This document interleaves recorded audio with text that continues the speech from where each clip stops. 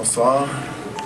David m'a dit tantôt, mieux vaut un bon round que 12 rounds plats. C'est ça. Donc, encore un knockout de premier round. Vraiment, nous, on est extrêmement surpris, mais agréablement surpris. Hector Camacho est un boxeur d'expérience, d'habilité, qui est arrivé ici et qui respectait David Lemieux. David était convaincu. Lui aussi, il l'a bien étudié, il savait ce qu'il devait faire, mais tout le monde, on était convaincu qu'on ferait des rounds aujourd'hui contre Hector Camacho. Et encore premier round, on en vient, nous, à la conclusion que n'importe qui, à 160 ou 168, va se frapper par David, va tomber. David? Oh, tu l'as pas mal tout dit, hein? C'est ça, je suis venu ici, j'avais une super préparation à mon camp d'entraînement à Miami avec des boxeurs qui ont boxé sur le show. Antonin Descaries qui a fait tout un combat, chapeau à lui parce que le boxeur qui est pogné il était tough en titre. Puis avec Kevin Bizier aussi, malheureusement, il n'a pas boxé. Puis d'autres boxeurs là-bas, des Cubains, puis des Dominicains, Odlanier Solis, puis Félix Diaz, 2 médailles d'or aux Olympiques avec Pedro Diaz, l'entraîneur cubain. J'avais eu un camp exceptionnel, puis j'étais prêt à 100% à faire 12 rounds, fort au premier jusqu'à la fin, puis ça donnait ce que ça donnait. David, tu t'attendais-tu à ce qu'il se déplace encore plus au premier round parce qu'il y a un style généralement comme Paul Malignaggi qui se déplace beaucoup? Oui, en fait, c'est ça. Je m'attendais à qu'il boxe un peu, qu'il joue un peu au fin fond. Mon coach m'a dit, fais attention, il aime faire un peu le clown. Il aime niaiser dans le ring. Puis c'est ça, je m'attendais plus à ça. Mais je l'ai vu, il était pas mal au ralenti. Il voulait beaucoup m'étudier. Puis je pense que je l'ai étudié un peu plus rapidement que lui. Puis ça donnait ce que ça donnait. Trouves-tu que ça donnait le ton à ta série Rapide et dangereux? Effectivement. Allez voir l'article qui parle de Bill Bacon dans le maxboxing.com.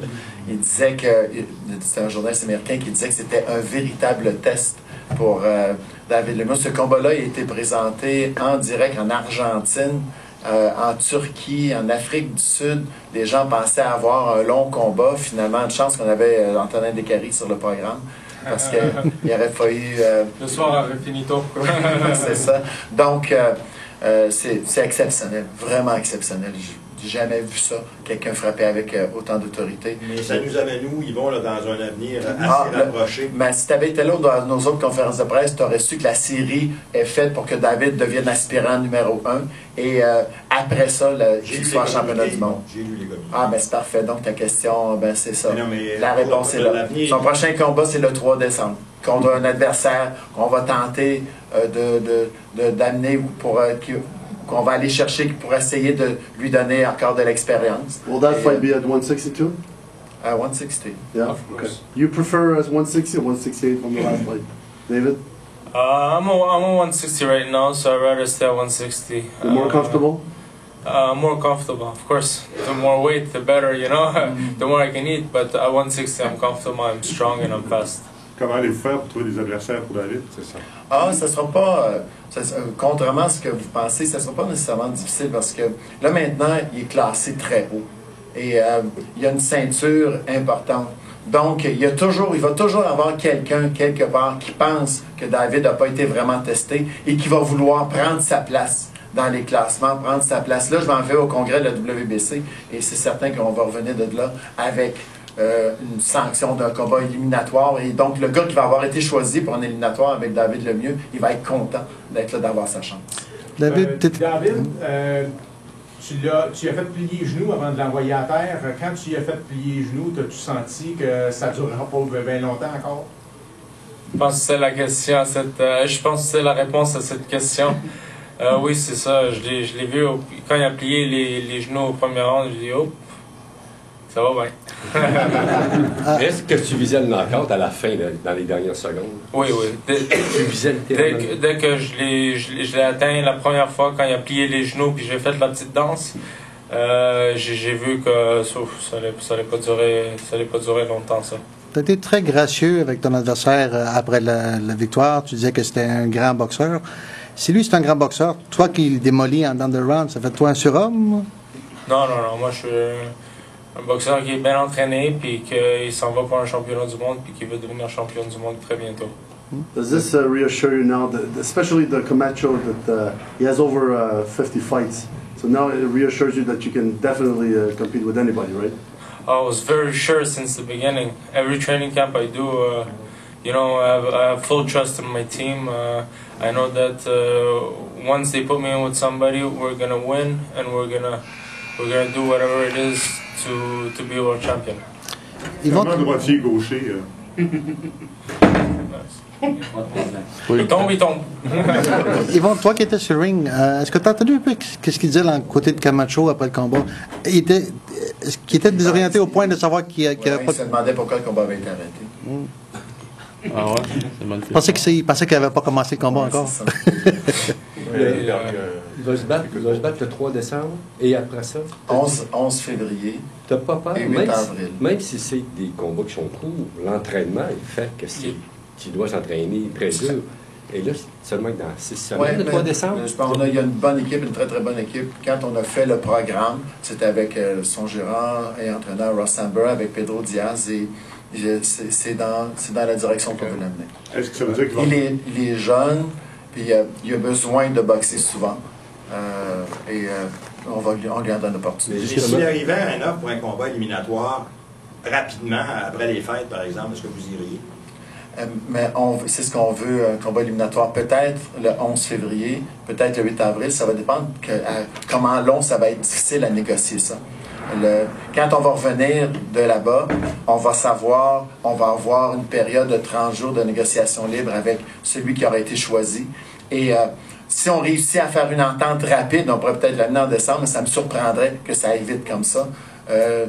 Plus de chances que ce soit le 11 février ou encore le 8 avril, mais si on est obligé d'aller au bid, là, ça veut dire ce qu'on va avoir besoin, ce qui manque à David présentement.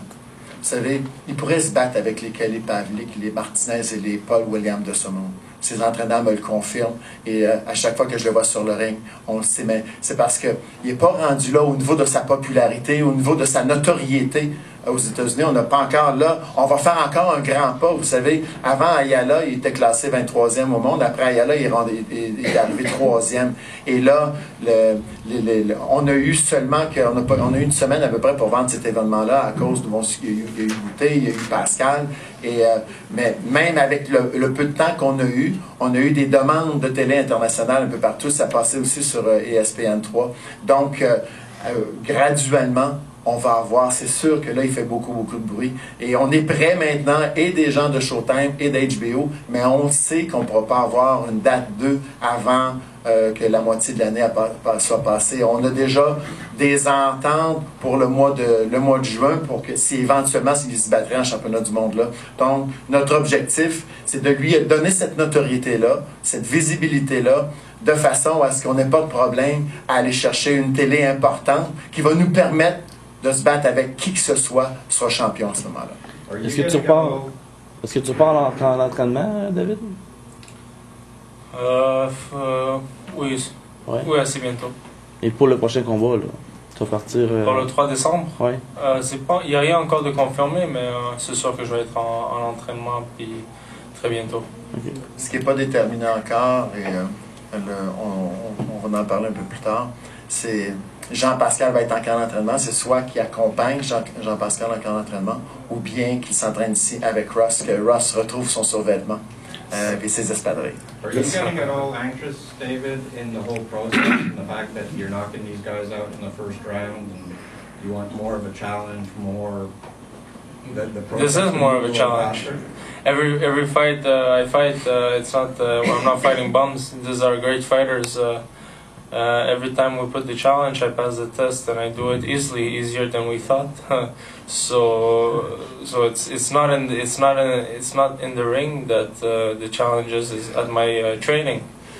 The hard part is the training part. I go out of town for over a month with hard training somewhere I don't really want to be, and then I come back here and I'm explosive in the ring, so it pays off. Je vais reprendre cet aspect-là en français, parce qu'il y a des gens qui vont regarder ça, ils vont dire David Lemieux, il gagne tout le temps après un round, ça a l'air tellement facile, mais il y a beaucoup de travail en arrière de ça. Peux-tu nous expliquer tout le travail qu'il peut y avoir derrière ça? Ouf, vous ne pouvez pas imaginer. C'est très facile ce que vous voyez à la télé et dans le ring. C'est sûr parce que j'expose ce que je suis meilleur à faire. Puis dans les camps d'entraînement, c'est 2-3 entraînements par jour. Puis c'est tout ce qu'on fait. On mange, puis on boxe, puis on dort, puis c'est tout ce qu'on fait. C'est tout ce qu'il y a. Alors on s'entraîne excessivement dur pour accomplir ce qu'on accomplit très facilement. Et le défi maintenant de ces entraîneurs, c'est de garder David motivé, de le garder sur un pied d'alerte tout le temps. Ross Sandberg disait tout à l'heure que David va penser qu'il est le plus grand menteur des entraîneurs parce qu'il lui dit tout le temps, celui-là, il faut faire attention, celui-là va être dangereux, celui-là, il faut que tu te prépares bien. Puis finalement, ça finit toujours comme ça. Mais il y a une chose que je suis sûr que vous avez remarqué aussi, c'est que David se lance pas sur le ring avec l'intention de passer le KO. Il se bat, il lance ses combinaisons, et si le gars il tombe, mais il ne s'est pas lancé sur lui avec beaucoup de rage, avec l'intention de lui arracher la tête. Il monte sur le ring, il veut bien boxer, mais à chaque fois qu'il frappe solidement, on peut voir l'attitude de l'autre change totalement. Mais justement, c'est le point que je voulais emmener. Vous dites qu'il est prêt à affronter Pavlik et Williams, mais ça va y prendre des rounds à un moment donné. Les rounds sont donnés au gym de boxe. Exactement. Là, tu peux pas dire... Je peux faire 12 rounds maintenant, il n'y a pas de problème. N'importe qui va rester avec moi à 12 rounds, vous allez voir. Il y a eu Jason Nagler, le seul qui a resté 10 rounds, puis j'étais aussi explosif au premier round qu'au dernier round. Les rounds, il n'y a pas de problème à faire ça. C'est juste, on va voir qui va le faire. Yvon, en début de conférence, tu as dit qu'il peut faire mal à n'importe qui dans les 160-168 livres. Dans les 168 livres, il y a le Chen Bouté là-dedans. Qu'est-ce que tu penses que... Je l'inclus là-dedans. Peut-être que Luchan serait capable de faire 12 rounds sans se faire frapper. Peut-être que oui, peut-être que non. Mais s'il se fait frapper, comme il s'est fait frapper avec Brinkley, ça ferait la même chose. How far away do you think you're away from a world championship? I'm very close to a world championship, I believe. Is it frustrating for you to hear people say, well, you should have gone longer rounds? The whole point is that you're an amazing, exciting fighter. Everybody wants to see knockouts. Sure, but they would say the same thing if I did 12 rounds, but the 12 rounds would be, casual. Exactly. They always see one round and they say, it should have went longer, but, it's one good round, they say. If it's 12 rounds and it's boring, people don't like it, but they always want to see more. That's what I bring to the ring. They always want to see, okay, next time maybe he's going to do 4, 5, 6, 12 rounds. Let's see. So come each time and you'll see. Every time I fight a better fighter. This guy I fought today, he's a great fighter. If you know him, if you know about boxing, 52 wins with only 3 losses. It's not everybody can do that. Yvon, sorry. One thing. Do you think Dakari will be ready to fight on December 11th? And do you think he benefited from being at home for the decision? No. Well, from my point of view, I believe that he deserved the win. It was a tough fight, a good opponent. It was a good fight for him on his comeback fight after his world championship. But in our plan, David was not fighting on December the 3rd. He was fighting on February 11th. So we have to see how his cut will heal. But I have a tendency to see that he will be ready by then. Le 3, la demi-finale, ça va probablement être Demers-Poulard? Ça va être Sébastien Demers, certain. Je ne sais pas encore qui va être l'adversaire, soit de Roland Saint-Just ou soit Nicholson Poulard.